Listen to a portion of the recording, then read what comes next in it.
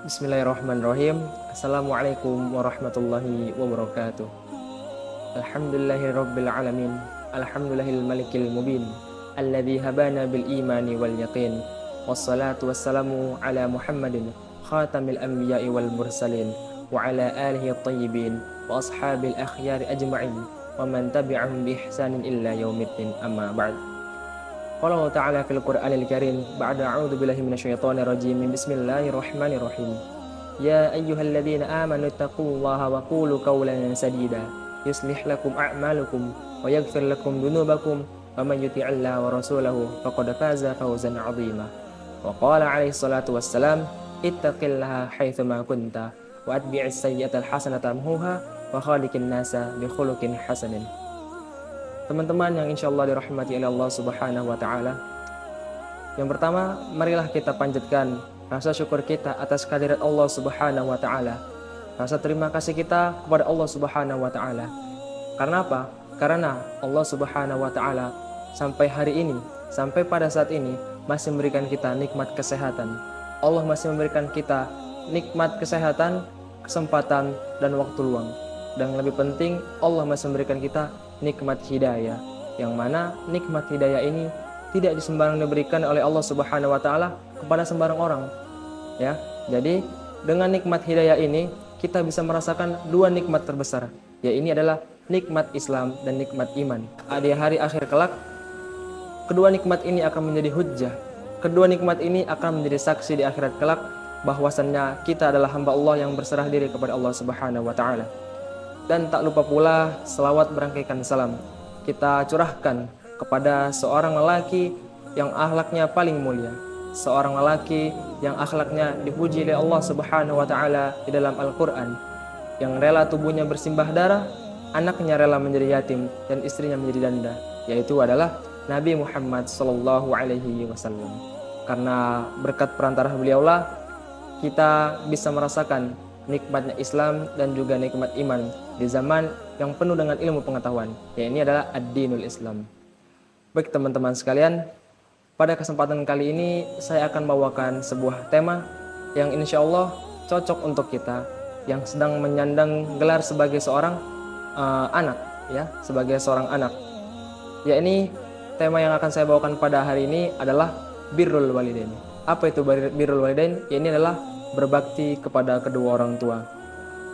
Jika kita membahas berbakti kepada kedua orang tua, teman-teman, ini adalah suatu tema yang sangat singkat, akan tapi memiliki makna yang sangat padat. Suatu judul yang sangat sedikit dan satu judul yang sangat pendek, akan tapi memiliki penjabaran yang sangat panjang dan luas. Karena apa? Berbakti kepada kedua orang tua adalah pergaulan kita kepada kedua orang tua setiap hari. Kita bertatap wajah, kita bermuamalah kepada kedua orang tua. Maka dari sinilah Allah akan menilai apakah kita menjadi orang yang berbakti kepada kedua orang tua. Lalu Allah menilai dan malaikat mencatat apakah kita menjadi orang yang durhaka kepada orang tua. Nah, maka dari itu dalam pembahasan berbakti kepada kedua orang tua ini, Allah Subhanahu wa taala berfirman di dalam surat Al-Ahqaf ayat yang ke-15, "Wa wassaynal insana biwalidayhi ihsana." Hamalathu ummuhu kurha wa wada'athu kurha. Wa wassaynal insana biwalidayhi ihsana. Dan telah kami perintahkan kepada manusia untuk berbuat baik kepada kedua orang tuanya. Nah, pertanyaannya adalah mengapa kita harus berbuat baik kepada kedua orang tua? Maka jawabannya adalah firman Allah setelahnya. Ya, ini adalah hamalathu ummuhu kurha wa wada'athu kurha. Karena apa? Karena ibu, terlebih khusus lagi orang tua adalah ayah dan ibu, maka yang lebih kita khususkan adalah ibu. Karena firman Allah hamalathu ummuhu kurhau, ya, ini adalah ibunya telah mengandungnya dengan keadaan susah payah. Wa wada'athu kurhau, ya, ini ibunya juga telah melahirkannya dengan susah payah. Yang dimana ketika seseorang ibu berjuang untuk melahirkan anaknya, maka dia berjuang untuk mempertahankan dua nyawa sekaligus. Ya, ini adalah nyawa ibu itu sendiri dan nyawa anaknya. Maka dari itu, sebagai seorang anak, hendaklah kita berbakti kepada kedua orang tua. Bagaimana cara berbaktinya? Yakni menghargai perjuangan kedua orang tua. Sebagaimana orang tua telah mengandung kita, ibu kita telah melahirkan kita, menyusui, menjadi madrasatul ula, menjadi sekolah pertama bagi anaknya. Dan juga ibu kita telah mendidik kita dan membesarkan kita sampai sekarang ini. Maka dari itu, sebagai manusia, sebagai salah satu ciptaan Allah yang diberikan akal sehat, hendaklah kita menggunakan akal kita dengan apa? Menghargai orang tua kita. Karena adalah salah satu keanehan apabila seorang anak tidak berbakti kepada kedua orang tuanya, padahal orang tuanya telah berjuang mati-matian agar anaknya bisa bertahan hidup. Lalu kemudian, selain ayat di atas yang telah saya sebutkan sebelumnya, berbakti kepada kedua orang tua juga dikuatkan dengan dalil dari sabda Nabi Muhammad SAW yang terdapat di dalam kitab Sahihain yang diriwayatkan dari hadits Abdullah bin Mas'ud, bahwasannya beliau berkata dengan pertanyaan kepada Nabi Muhammad SAW, Sa'altun Nabiya sallallahu alaihi wasallam. Apa kata Abdullah bin Mas'ud? Bahwasannya beliau kata, aku bertanya kepada Nabi Muhammad sallallahu alaihi wasallam. Apa yang beliau tanya? Yang beliau tanya adalah ayu a'malin ahabbu ilallah. Apakah amalan apakah yang paling dicintai oleh Allah Subhanahu wa taala? Kita lihat Abdullah bin Mas'ud menggunakan kalimat ahabbu, ya ini adalah ismut tafdil, adalah isim yang dilebihkan, yang memiliki makna bukan hanya sekedar cinta, akan tapi adalah makna yang paling dicintai.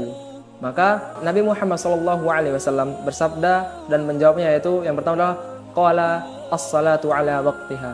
Yang pertama adalah salat tepat pada waktunya.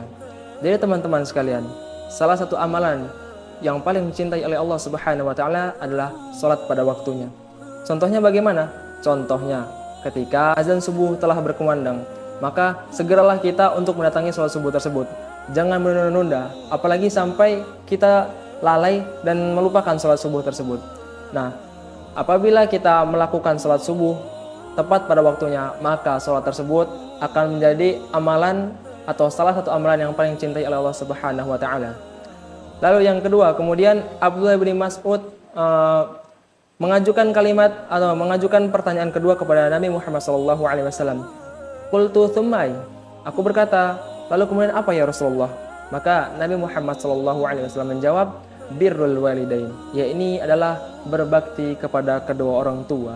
Nah, maka salah satu amalan yang paling dicintai oleh Allah Subhanahu wa taala adalah berbakti kepada kedua orang tua, yang mana sudah kita sebutkan sebelumnya dan dikuatkan dengan ayat dari surat Al-Ahqaf ayat yang ke-15. Dan yang ketiga adalah pertanyaan dari Abdullah bin Mas'ud, qultu tsumma qala al-jihadu fi sabilillah, yakni adalah berjihad atau berperang di jalan Allah melawan orang-orang musyrik, melawan orang-orang kafir. Kita lihat teman-teman, bahwasannya Nabi Muhammad SAW lebih mendahulukan kalimat birrul walidain dibandingkan al-jihadu fi sabilillah. Ini membuktikan bahwasannya berbakti kepada kedua orang tua memiliki keutamaan yang lebih besar.